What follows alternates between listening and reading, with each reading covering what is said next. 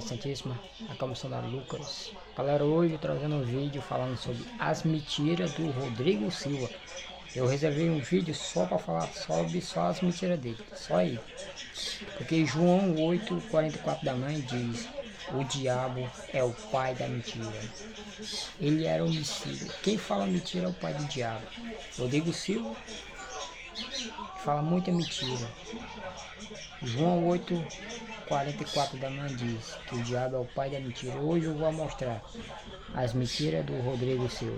Acompanha aí o vídeo. E a gente sabe que Pedro morre crucificado de cabeça para baixo. Aí já fica um pouco mais difícil, como é um evento assim próximo à fonte apostólica, mais tardio, é do segundo, terceiro século em diante, ver todos os detalhes. Esse fragmento da Acta Martíria que nós temos, que conta de Pedro, fala que quando ele foi para Roma, que ele estava pregando em Roma. E parece que o Evangelho de Marcos realmente foi escrito em Roma. Porque Papias, que estava lá atrás, fala que Pedro ditava o Evangelho e Marcos escrevia em Roma. E que Marcos ajudava Pedro. E que Pedro, um dia, ele ficou apavorado que a igreja ia ser perseguida em Roma, na época de Nero. E Pedro fugiu de Roma. Eles queriam tirar Pedro de Roma, porque sabia que ele ia ser o primeiro a morrer. E quando ele estava saindo de Roma, ele escutou uma voz que dizia Quo vadis, que em latim significa onde é que você vai? Quo vadis. E ele lembrou da época que ele negou Jesus. Aí ele, envergonhado, deu meia volta e falou: não, se a minha igreja está ficando, eu não vou abandonar a minha igreja, eu vou ficar aqui. E ele acabou sendo martirizado. De fé também, de né? fé. E ele pediu para ser crucificado de cabeça para baixo, porque ele não se sentia digno de morrer como Jesus. Então a historicidade disso é muito plausível. As chances, veja que eu estou usando bem uma linguagem acadêmica, a plausibilidade, a chance é muito grande de Pedro ter sido morto em Roma, crucificado de cabeça para baixo. Não, de jeito nenhum. Deixe-me revelar para vocês uma coisa. Eu vim da Igreja Católica. E quando eu me tornei adventista, se alguém quisesse me ofender, era perguntar assim: então você se converteu? Não, eu já era um católico convertido. Porque quando eu fazia a oração do Pai Nosso, da Ave Maria, do Crê em Deus Pai, do Salve Rainha, eu fazia com a mesma fé e a mesma sinceridade que eu orei aqui agora junto com o pastor Natanael. A única diferença entre aquele Rodrigo e esse é que esse tem um conhecimento teológico que aquele não tinha. Mas a sinceridade e o amor para com Deus era o mesmo. Então desculpem se eu decepciono vocês, mas eu não me converti quando me tornei adventista, não. Vocês apenas me ensinaram coisas sobre o Deus que eu já amava e eu não sabia. Segunda coisa que eu quero dizer para vocês. Eu sou um adventista convicto e eu acho que todo mundo tem que ser convicto da igreja que ele segue. Se você é presbiteriano, você tem que ter convicção. É sério? Vai constar isso mesmo? Não, falou que você tiver na sua cabeça, o react tem que ser espontâneo. Olha, eu estou aqui contra a minha vontade, porque os meus amigos me puseram para reagir a um vídeo que eu não sei qual é, mas eu estou aqui para reagir com vocês. Vamos ver. Eu não sei qual é, vocês também não sabem, vamos ver. Só que, de maneira muito engenhosa, Constantino disse que Jesus apareceu para ele no sol e que Jesus é o próprio Mitras e que ele veio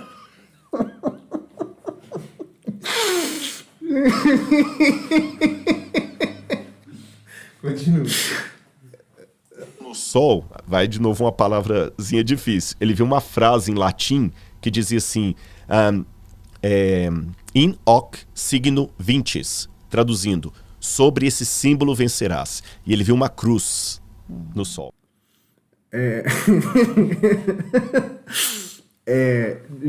Constantino não viu Jesus no sol, nunca alegou isso. Ele viu o sinal da cruz. Aliás, não, ele não viu o sinal da cruz. Ele viu o cristograma no céu. O cristograma que são aquelas duas primeiras, são as duas primeiras letras de Cristo em grego, o Ki Rho. E uma voz disse para ele em hoc signos vinces. E à noite ele teve uma visão de Cristo que apareceu para ele, ele entregou a cruz. Agora essa história com Mitra, que ele chama de Mitras. Eu não sei de onde ele tirou isso realmente. Não existe nenhum tipo de relação de Constantino com Mitra. Na verdade, o culto que Constantino praticava antes era o culto ao deus Sol, que não tem nada a ver com Mitra. Então eu não sei de onde esse homem tirou isso, enfim. Continua. Então ali ele fez uma simbiose, uma mistura, um sincretismo entre cristianismo e mitraísmo.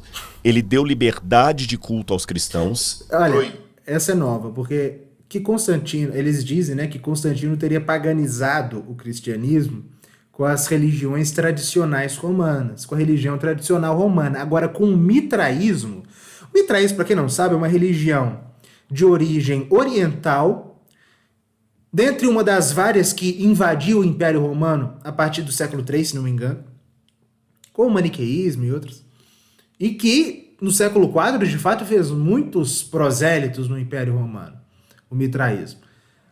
Agora, não há nenhum tipo de relação de Constantino com a religião de Mitra, nenhuma. Ele antes praticava o culto romano tradicional. Ele adorava o Sol Invictus, Deus Sol, mas nada a ver com Mitra, né? Então essa é uma acusação nova, né? Não é nova a ideia de que Constantino teria contaminado o cristianismo com o paganismo, mas que ele fez uma mistura. Vamos ver se ele explica o que é o mitraísmo. Vamos ver o que ele acha que é o mitraísmo. Às vezes ele explica, né? Vai, coloca aí. Ele deu liberdade de culto aos cristãos, Certo. proibiu as perseguições aos cristãos, elevou o cristianismo à religião estatal. É mesmo, É mesmo ignorante. Só da pessoa afirmar isso, já demonstra que ela não tem a menor ideia do que está falando. Constantino nunca tornou o cristianismo religião estatal. Até porque ele não tinha nem condições de fazê-lo, porque quando ele começou o seu processo de conversão, os cristãos, os católicos, né, que ao contrário do que esse senhor dirá, os cristãos eram católicos, não era nem 10% da população romana. Constantino deu liberdade de culto em 313. Quem tornou o cristianismo religião estatal, religião oficial, foi o imperador Teodósio em 380. Quase 70 anos depois de Constantino dar a liberdade de culto e mais de 40 anos após a morte de Constantino. 43 anos após a morte de Constantino, para ser mais exato. Mas tem mais alguma coisa? Acho que tem. Pegou várias basílicas. O que eram basílicas? Templos pagãos de Roma. Falso. Basílicas eram locais de reunião, eram locais de assembleia, locais de grandes encontros públicos, não eram templos. Transformou essas basílicas em basílicas cristãs. Quem? Constantino, de fato, construiu basílicas, ou melhor dizendo, igrejas, no formato das antigas basílicas.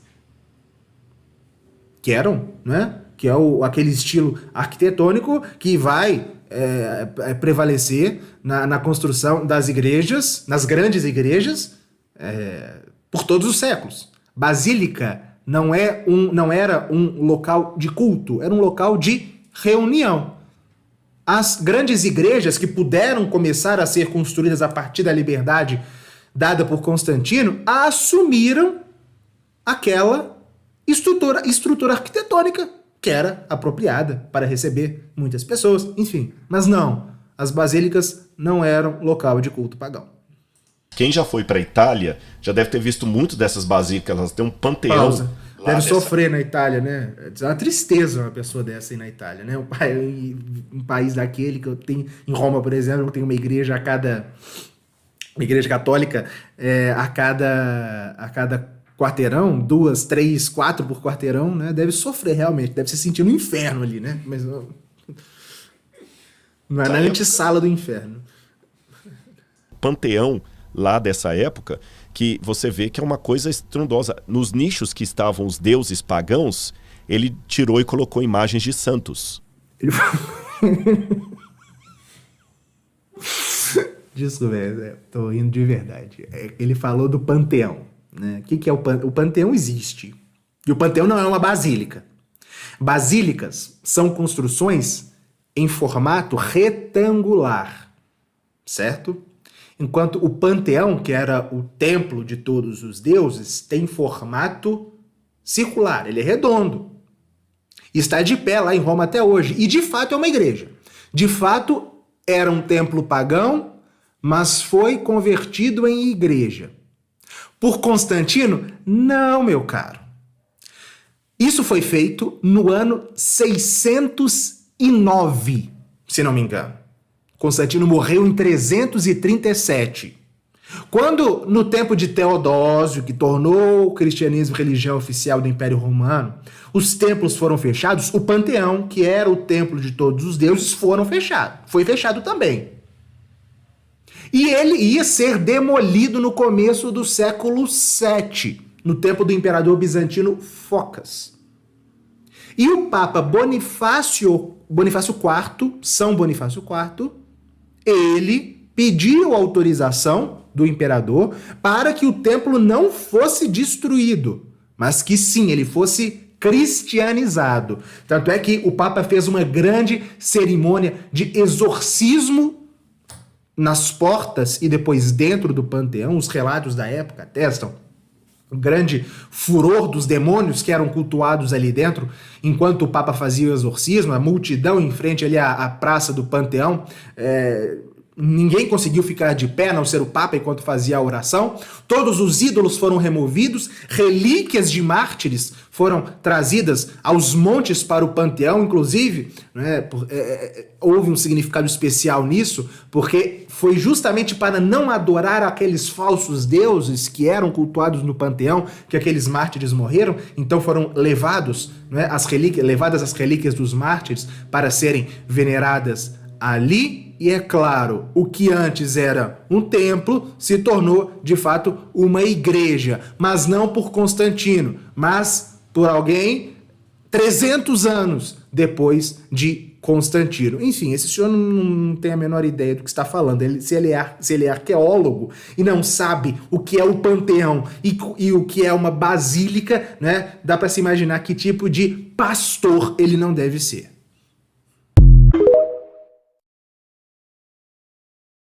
Pasme as senhoras e os senhores, ele diz que Satanás se arrependeu e pediu para voltar para o céu. Embora ele não vá direto mais à presença de Deus, ele ficava durante um tempo indo à porta do santuário. Ele não entrava mais, porque ele foi expulso de lá, né? Ele foi expulso, mas ele ficava na porta. E Ellen White fala que todo anjo que passava, ele ficava instigando. Aí passou um anjo e falou, vai falar com Jesus que eu estou arrependido. Jesus falou assim, veio até a porta, falou assim, você não está arrependido. Eu vou conversar com o Pai. Mas voltou dizendo que era tarde para ele. E ele diz que no céu ele vai encontrar com ateus, que no céu que ele acredita tem lugar para ateu. E eu vou falar uma coisa aqui que vai deixar muita gente oriçada. Eu estou preparado para encontrar vários ateus nos céus e muitos santos, talvez não verei lá. O céu que eu acredito tem espaço para o ateu. Contrariando totalmente a doutrina da Trindade, ele diz que Jesus foi o único ser que experimentou a ausência absoluta de Deus. O único que enfrentou a ausência absoluta de Deus foi o Cordeiro morto desde a fundação do mundo. Ele diz que o diabo foi rebaixado progressivamente, não expulso de uma vez, como que Deus dando chance para ele de arrependimento. A queda de Satanás do seu posto foi gradativa. E nessa perda gradativa de posições, Deus estava dando oportunidade para ele se arrepender. Essa é até difícil de repetir, porque ele diz que aquela esponja que embebedaram em vinagre e deram para Jesus era suja de bumbum de pessoas. E como é que era o papel higiênico? Simples. E enquanto estava conversando com colegas, ficava passando aquela esponja na água. E aquela esponja, você se limpava. E colocava num outro vasilhame cheio de vinagre para esterilizar. Você já tinha imaginado que os lábios do Senhor receberam como guardanapo, papel higiênico sujo tirado de latrina? E para desandar de vez a maionese, ele diz que Jesus não resistiu ao colo do diabo e que o diabo pegou Jesus no colo. O diabo pegou Jesus no colo e Jesus estava tão fraco que não resistiu nem ao voo de Satanás. Aquele que tinha poder para expulsar demônios nesse momento não poderia resistir ao colo do diabo. Eu não sei você, mas eu fico com a Bíblia, não com Ellen White e nenhum outro falso profeta. E que comece o mimimi dos defensores de hereges. Os ensinamentos desse cara são perigosíssimos e vão levar multidões ao inferno.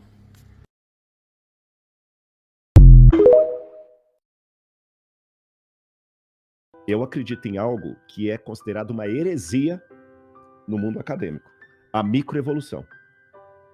O que eu chamo de micro... Vou falar, mas eu sei que o pessoal no chat vai dar muito hater aí, tá falando besteira, dele, mas olha bem. O que eu duvido? O que eu duvido da macroevolução, que o Pithecanthropus erectus virou o Homo sapiens, ou que o pássaro, o peixe virou pássaro, o réptil virou... Esse salto, eu sou incrédulo em relação a ele. Essa evolução, que chama de macroevolução. Isso basicamente porque tu acredita que o universo é jovem. Não. Esse é outro ponto que eu pedi do Big Bang para falar. Daqui a pouquinho. Vamos falar do Big Bang daqui a pouco. Eu até já não articulei com o Sérgio, mas lá embaixo a gente conversou sobre isso. Agora, a microevolução, eu acredito nela porque eu, Rodrigo, particularmente, também não é minha área, viu, Sérgio? Mas mesmo sendo minha área, a gente lê sobre a coisa, a gente estuda. Pô, meu irmão, se eu fosse falar só do que é minha área, fudeu, né? Exatamente. Aquela macroevolução, eu nutro severas incredulidades em relação a ela. Uhum. Você entendeu? Eu não vejo base. O elo perdido. Não sou só eu. Eu tenho uma gama de cara ateu, agnóstico, que fala assim, Darwin não tá certo. O cara não é crente, nem nada. Então, com essa macroevolução, realmente, eu sou cético. Aquela linha evolutiva lá, desde o Homo ergaster, até chegar ao Homo sapiens sapiens, eu sou incrédulo aqui. Agora, a microevolução, que o Sérgio chamou de adaptação, essa eu assino embaixo e reconheço firme. O que é a microevolução? Já que eu creio na criação, eu acredito que Deus criou, originalmente, um casal, eu não sou biólogo, lupus caninos, eu não sei o nome que dá. E desse casal antigo, primitivo, de lupus caninos, saiu a raposa, o cachorro, o chihuahua, o doberman, eu não sei quais são os do grupo caninos, todos os filos caninos. Do grupo Felix Leo, saiu todos os tipos, a chitara, o leão, e por adaptação, eles foram modificando genotipo e fenotipo, e foram modificando, por uma questão biológica que eu não sei explicar.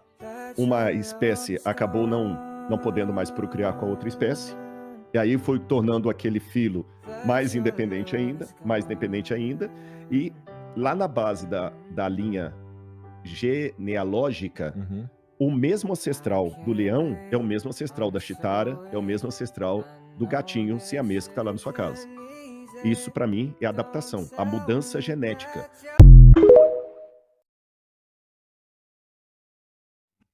Ele continuava indo. Você sabe que cada planeta tem uma árvore do conhecimento do bem e do mal igual da Terra. Sabia disso? Todos os planetas têm. Só que só a Terra caiu em pecado. Só a Terra comeu do fruto proibido. E nessa árvore Satanás tem acesso. E outra, mesmo hoje, embora ele não vá direto mais à presença de Deus, ele ficava durante um tempo indo à porta do santuário. Ele não entrava mais, porque ele foi expulso de lá. Né? Ele foi expulso. Mas ele ficava na porta. E Ellen White fala que todo anjo que passava, ele ficava instigando. Aí passou um anjo e falou, vai falar com Jesus que eu estou arrependido. Jesus falou assim, veio até a porta, falou assim, você não está arrependido. Eu vou conversar com o Pai. Mas voltou dizendo que era tarde para ele. Ele desceu irado, e foi onde ele fez Adão e Eva caírem em pecado. O Rodrigo Silva, aquele adventista, arqueólogo famosíssimo e muito inteligente, é um terrível herege e eu vou te provar isso. Ele não acredita no arrebatamento da igreja. Eu não creio no arrebatamento da igreja. Pronto. Mas apesar do fascínio que essa visão traz sobre muitos crentes, esta não é uma doutrina claramente encontrada na Bíblia Sagrada. Ele não acredita que o inferno é literal e que será para sempre. Será que o inferno vai ser algo que Deus vai fazer as pessoas queimarem para sempre? Alguém, talvez, que está acostumado com a visão mais popular do cristianismo, vai dizer, Rodrigo, é claro, isso aí para mim já está óbvio. A Bíblia fala, o fogo que nunca se apaga, o fogo do inferno, e que o ímpio vai queimar no inferno. Mas vamos com calma. A primeira dificuldade que eu tenho com relação a essa ideia de fogo perpétuo é aquela pergunta óbvia que muitas pessoas secularizadas fariam.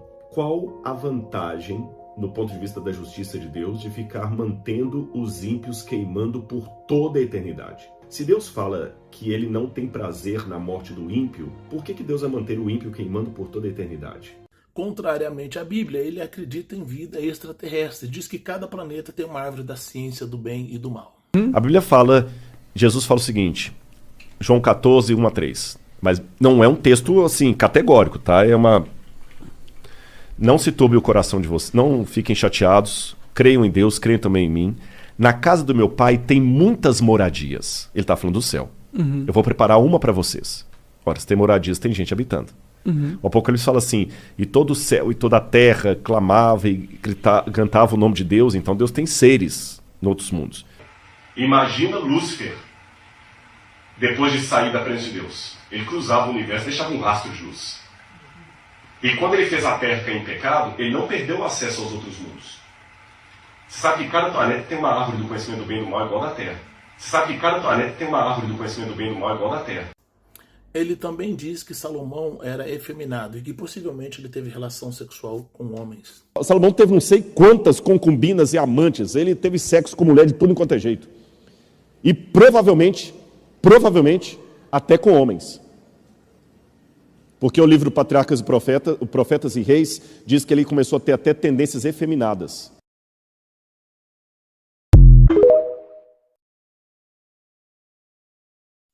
O único que enfrentou a ausência absoluta de Deus até hoje, não foi o diabo. O diabo vai enfrentar quando ele for lançado no lago de fogo e enxofre. Quando ele for lançado no lago de fogo e enxofre, aí ele vai saber o que é a ausência absoluta de Deus. Nem o diabo ainda sabe. O único que enfrentou a ausência absoluta de Deus foi o Cordeiro morto desde a fundação do mundo.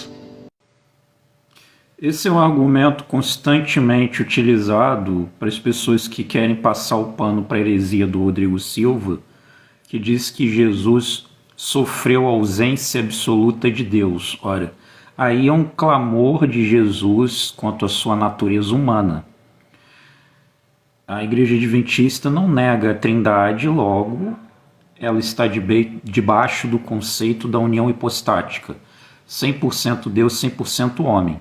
Então Jesus tem duas naturezas, a natureza humana e a natureza divina. Então, como ele sendo 100% Deus, ele pode sofrer da ausência absoluta de Deus? Não é possível, uma vez que ele é 100% divino. E isso, inclusive, estaria ferindo um dos seus atributos dentro da sua cristologia, que é da sua eternidade. Então, ele, por ser Deus, ele é eterno em essência com o Pai. Então, quando Jesus fez esse clamor, foi a sua natureza humana, e ele estava o quê? Sofrendo uma ação de separação. Morte é separação. Morte não é a ausência absoluta de Deus.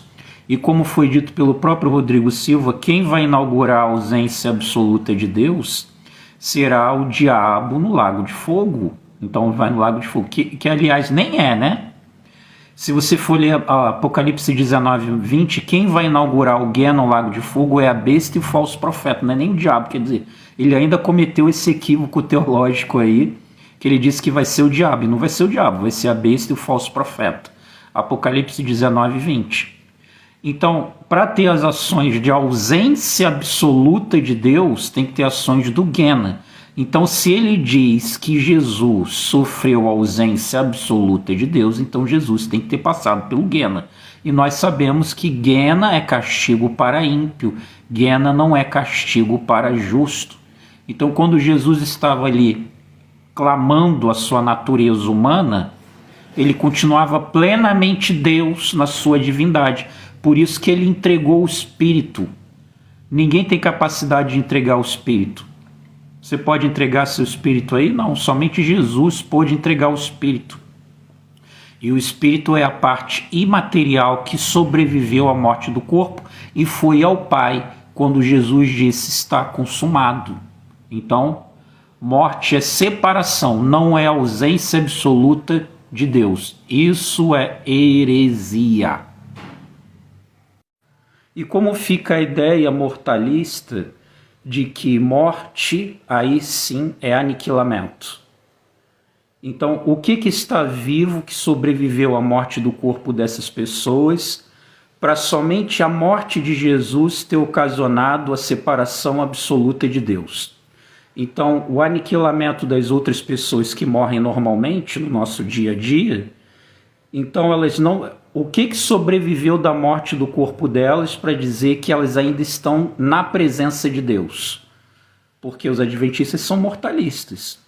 Então, para ele dizer que só Jesus usufruiu, entre aspas, né, dessa ausência absoluta de Deus, então ele está dizendo que só Jesus que inaugurou o Guena até agora. E nós sabemos que o lago de fogo é para ímpio. E pior, os mortos em Sodoma e Gomorra foram mortos por esse fogo consumidor, o fogo de juízo.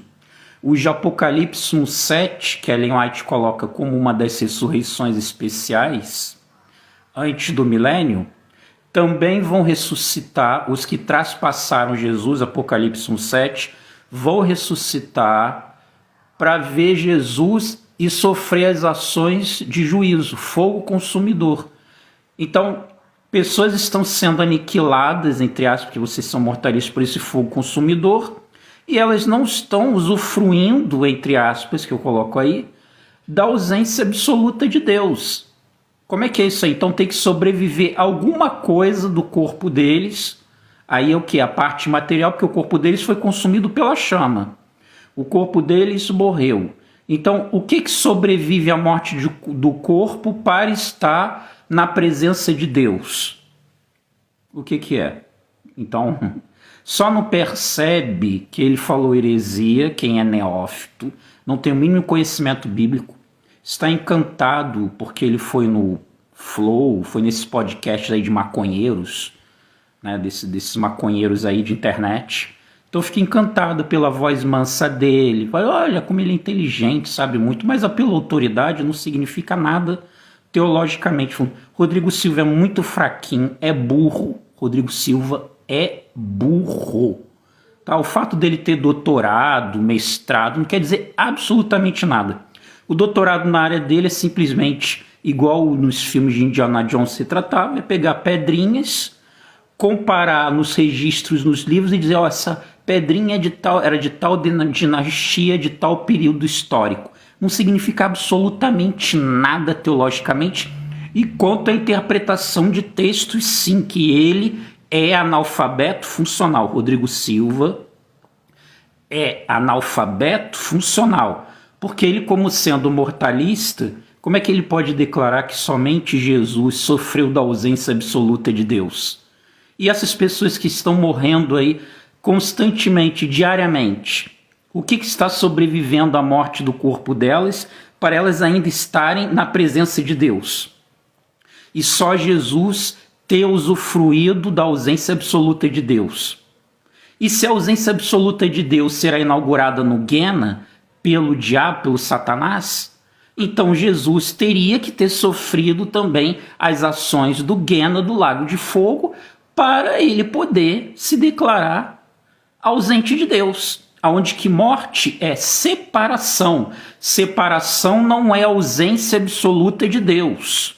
Ainda existe a parte imaterial da pessoa que sobrevive à morte do corpo e que está na presença de Deus.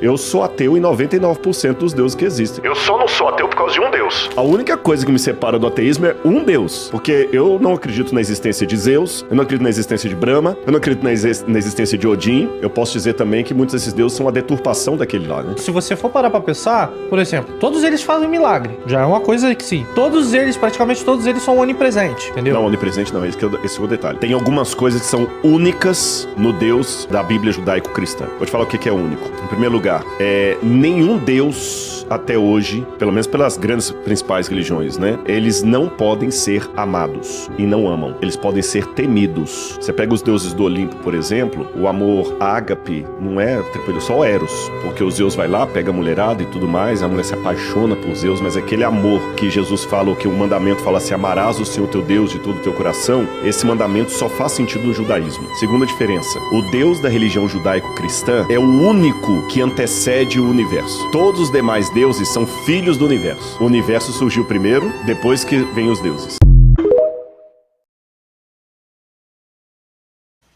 Eu não tenho como provar o ciclo semanal ao longo dos anos. Não tenho. Não tenho porque a semana não é ligada a nenhum evento astronômico. Aí mente. Se você vai na China, por exemplo, o calendário chinês ele é baseado na Lua. E faz mais sentido? Faz muito mais sentido do que esse que a gente usa, entendeu? Porque a Lua a gente mede, a Lua tem um ciclo, a cada 7 dias ela muda de fase.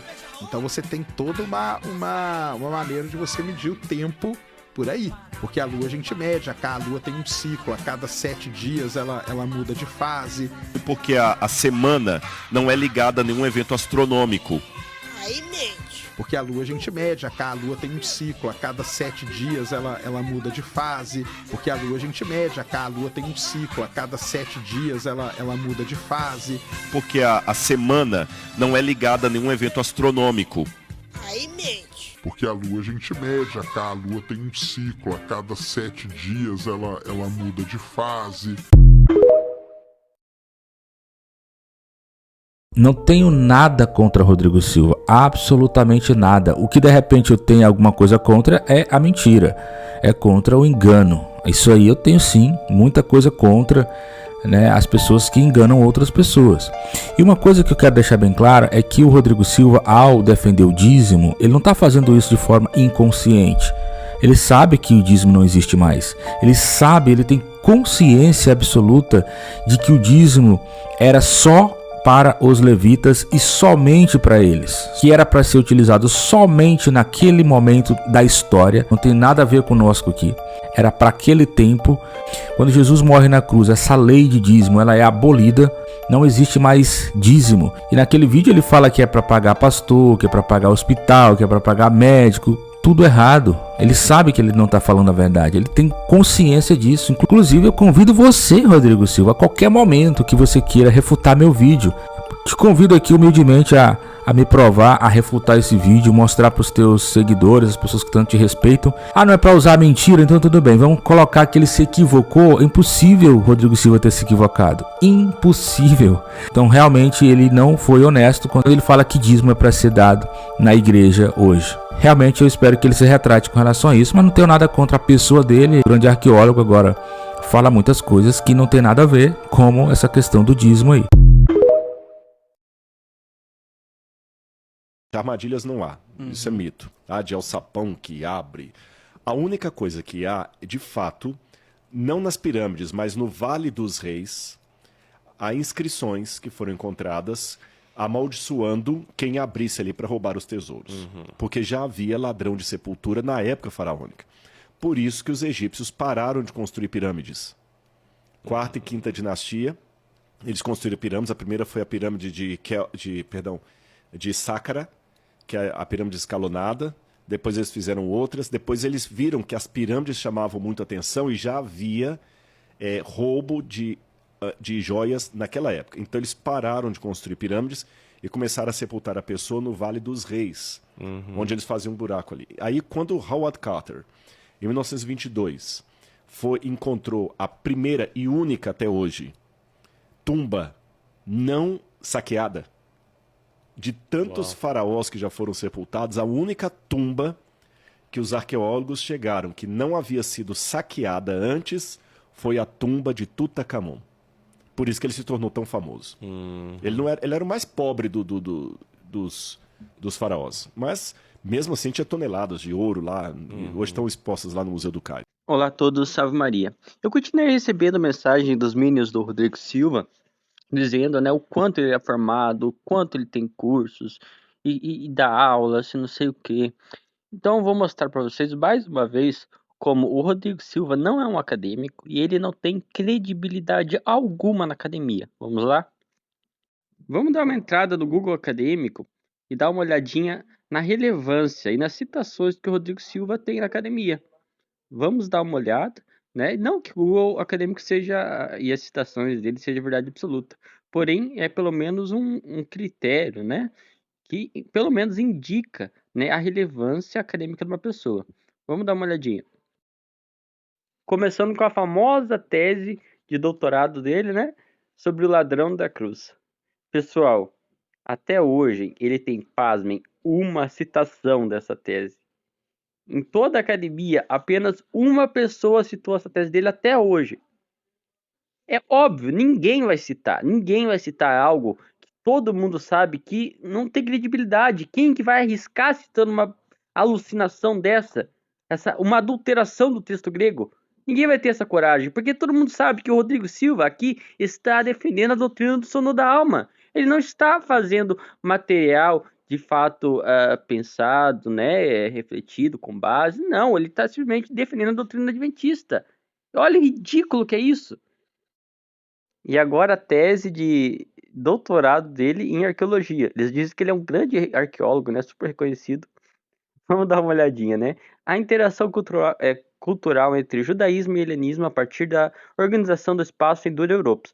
E eu até me admiro ele saber o que é Dura-Europos, né? Porque o pessoal geralmente não sabe. Mas se ele sabia, se ele conhece Dura-Europos, ele sabe que era uma sinagoga judaica cheia de imagens lá dentro, né? Para vocês que ficam chamando os católicos de idólatras. Chamem os judeus também, porque tem muita imagem lá em Dura-Europos. Sinagoga, hein? Né? E pasmem, o Rodrigo Silva, na grande tese de doutorado dele em arqueologia, tem 4 citações até hoje, pessoal. Desde 2015. Pessoal, isso academicamente é nulo. É nulo. Vocês têm ideia disso? Uma nulidade. Já a tese de mestrado dele, a Cristologia de Saturneu a partir de diversas heresias, né, de 96 para cá tem incríveis 0 citações. Sim, 0 citações. Essa é a grande relevância do grande acadêmico Rodrigo Silva, pessoal. Total. Já o artigo dele, Preliminary Chemical Studies at Jericho Archaeological Site, tem 3 citações, pessoal. 3 citações, isso não é nada. E de tudo que o Rodrigo Silva publicou, escreveu, isso aqui foi o ápice, pessoal. Que ele fez em conjunto com outras pessoas, inclusive. Foi um artigo, né, onde ele conseguiu grandes citações. Sim, esse é o grande intelectual Rodrigo Silva, o grande acadêmico. Pessoal, 6 citações na academia não é nada. É quase nulo. Vocês estão entendendo? Estão falando que esse cara não é acadêmico. E agora deslancha, pessoal, o artigo dele. Por que algo à vez de nada? 0 citações. Ninguém nunca citou. El Santuário Celestial en la Apocalíptica Qumránica. Uma citação. Gigantes no Sudão. Uma verificação introdutória da possível presença de anaquins no deserto de Baiuda. 0 citações. Apologética e fenomenologia da fé. Uma reflexão sobre os desafios e tendências. Mais uma com incríveis 0 citações. E isso que está passando na sua tela é todos os artigos que ele escreveu. Pessoal, fora aqueles que eu mostrei para vocês, ninguém nunca mais cita nenhum desses artigos que ele escreveu aí. Se citam é um ou outro. Ninguém nunca mais cita. Para vocês verem a relevância que tem Rodrigo Silva. Pessoal, então tudo que o Rodrigo Silva fez hoje, escreveu os artigos, as teses, não tem nem 15 citações somando tudo. Isso para um acadêmico que quer se dizer sério é 0. Isso é um atestado de irrelevância, de descredibilidade. Compara, por exemplo, com um artigo que eu citei do próprio Solomon Zeitlin, que é um grande acadêmico judeu, dizendo que não havia cânon fechado, né, até o final do 1º século, e que isso vai acontecer no final do 2º, né, que os judeus estavam decidindo o cânon dele. Só nesse artigo ele tem 51, mais do que o Rodrigo Silva nunca vai ter em toda a carreira dele. Compara com o Lee Martin MacDonald, que é um dos autores que eu citei para vocês, que disse que o cânon não estava fechado até o tempo de Jesus. Olha os artigos que ele tem, 300, 200 e por aí vai. Isso sim é acadêmico reconhecido na área. Não comparado com o Rodrigo Silva, que nem em toda a vida dele ele vai ter algo do tipo. Então, tá provado, Minions. Mas se vocês realmente querem continuar acreditando que o Rodrigo Silva é um grande intelectual, um grande erudito, continuem mentindo para si mesmos. Pessoal, e se vocês realmente querem saber o porquê o Rodrigo Silva não é um acadêmico, querem aprender um pouco de metodologia histórica, né, uma breve introdução, assistam um vídeo do meu amigo, né, o Fábio, que é o Católico Edu, que ele vai explicar para vocês. Ele fez um vídeo muito bom. Então assistam o vídeo dele, que eu tenho certeza que vocês vão, pelo menos, ter uma noção e vão aprender bastante. Uma pessoa muito inteligente. Valeu, pessoal, até mais. Deus trouxe a igreja, mas Deus tem um papel, muitos judeus vão aceitar no final. Tem muito judeu sincero, você entendeu? Tem muito judeu que está reconhecendo hoje que Jesus é o Messias. Muitos judeus, muitos. Rodrigo Silva, mais uma vez, com invencionices, com mentiras deslavadas na internet, dessa vez nesse discurso antissemita, né? Inclusive esse vídeo aqui eu quero que chegue na Federação Israelita de São Paulo. Bom, Rodrigo, mais uma vez você trazendo suas narrativas aí para vender mais pacotes, mais excursões para cristãos lá em Israel, né? Com esse discurso forjado que Israel está aceitando Jesus, isso é uma mentira deslavada.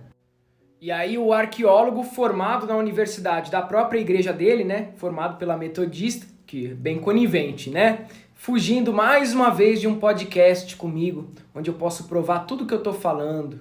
E agora ele vem com esse papo de que os judeus estão massivamente se convertendo para Jesus. Isso é uma narrativa mentirosa de um cristianismo expansionista criado lá nos primeiros séculos pelos romanos. O Estado de Israel continua tendo sua fé em Mashiach, no único Messias relatado na Torá, explicado e relatado nos Midrashim do Talmud, na Gemara, na Mishnah. Inclusive o Mashiach, um Messias judeu, não tem nada a ver com o diabo, que você também faz esse comparativo, faz essa associação antissemita. Há séculos e séculos que vocês vêm com essa propaganda ideológica da conversão forçosa ao Jesus de vocês, esse personagem inventado, né? Como vocês fizeram na África, como vocês fizeram na América Latina, como vocês fizeram em grande parte no mundo, né? Como vocês perseguiram nações em nome do Jesus de vocês. Aliás, Rodrigo, seu próprio povo, sua própria etnia, que foi feita escrava pelas mãos daqueles que hoje você venera. Estes são os teus algozes. Não pense que eu esqueci, Rodrigo, daquela foto sua que rodou muito na internet, fazendo um gesto dos Skull and Bones. Os Skull and Bones, para quem não sabe, é uma seita que provavelmente deriva de ordens secretas mais antigas do século XVII, do século XVIII, formada por protestantes, com discursos antissemitas, inclusive. Então tá aí o comparativo entre os dois. Todos aqueles que não aceitam o Jesus de vocês são os anticristos, né? Para isso que serve o analfabetismo funcional aqui no Brasil, inclusive. Mas eu sugiro que você repense suas atitudes, porque o Eterno não gosta de mentirosos, tá? Deus, Hashem, não gosta desse tipo de mentira. Você não precisa impor os seus valores e seu personagem messiânico em cima de outras culturas. O Estado judaico não tem Jesus como Messias. Alguns judeus têm ele como figura histórica, outros nem reconhecem a historicidade de Cristo, mas em nenhuma hipótese ele é o Messias, ele é o Mashiach. Podem pesquisar isso. Inclusive, para se converter ao judaísmo, no Beit Din, no tribunal judaico, se você assumir fé em Cristo, você já está automaticamente descartado. Não existe judaísmo messiânico. O judeu messiânico é crente. E se vocês querem um debate meu com um nobre cavalheiro aí, marquem os podcasts, marquem o Rodrigo Silva. Garanto que eles não querem esse tipo de confronto, porque para o sistema vale muito mais a pena manter as pessoas idiotizadas e embrutecidas por esse sistema escravagista teocrático aqui do Brasil. Mas fiquem à vontade, eu estou à disposição. O próprio Deus é o único Pai que temos, e nós somos seus legítimos filhos. Se Deus fosse o Pai de vocês, vocês me amariam, pois eu vim de Deus, e agora estou aqui. Eu não vim por minha própria conta. Deus me enviou. Por que vocês não entendem o que eu digo? É porque não querem ouvir a minha mensagem. Vocês são filhos do diabo, é isso! Querem fazer o que o pai de vocês quer! Desde a criação do mundo, ele foi assassino e nunca esteve do lado da verdade. Porque nele não existe verdade. Quando o diabo mente, está apenas fazendo o que é o seu costume. Pois ele é mentiroso e é o pai de todas as mentiras! Mas eu digo a verdade. E por isso vocês não creem em mim. Qual de vocês pode provar que eu tenho algum pecado? Se digo a verdade, por que não creem em mim? A pessoa que é de Deus escuta as palavras de Deus. Vocês, porém, não são de Deus. Por isso, então, vocês não escutam.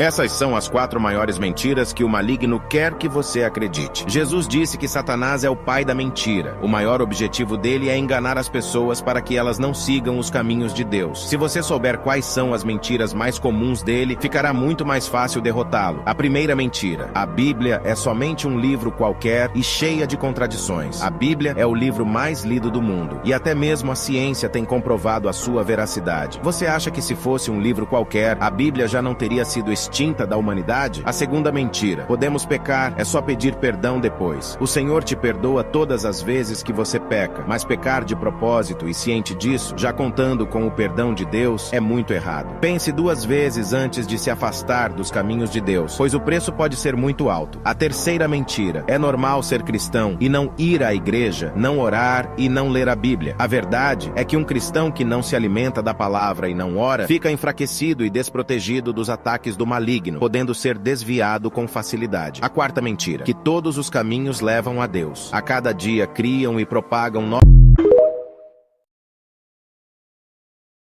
João 8,44 diz: Vós tendes por pai ao diabo, e quereis satisfazer os desejos de vosso pai. Ele foi homicida desde o princípio, e não se firmou na verdade, porque não há verdade nele. Quando ele profere mentira, fala do que lhe é próprio, porque é mentiroso e pai da mentira. Amém.